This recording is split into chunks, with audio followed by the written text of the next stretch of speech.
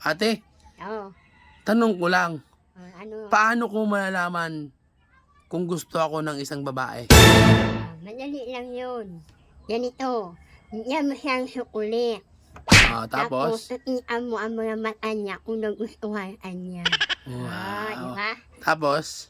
Tapos, sabihin mo sa kanya na, ulit pa tayo mag-inuwa na. Hindi. Ang bilis naman yun, te.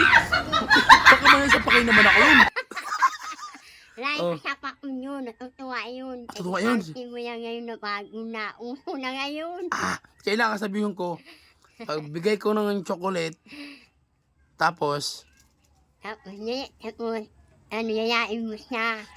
yayain ko siya. Saan ko siya yayain? Punta kayo sa tabi ng dagat. Wow! Tapos maghuldihan siya mo. Ay, hindi pa nga kami.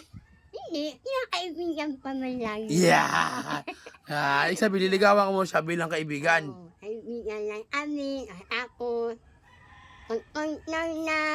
nag-usap na kami ng malamig ang himoy ng hangin.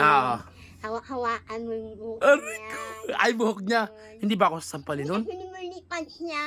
Ha? Nag-ano mo na, ayusin. Ayusin ko lang. Hindi niya magagalit. Diba, nag-i-smile na. Tapos, Ano pa ibibigay ko sa kanya para maging niya ng flower. Flower? Tulo na flower. Ay, tulo! Yeah. Bakit naman tatlo?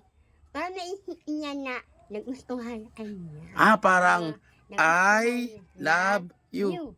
Ganun.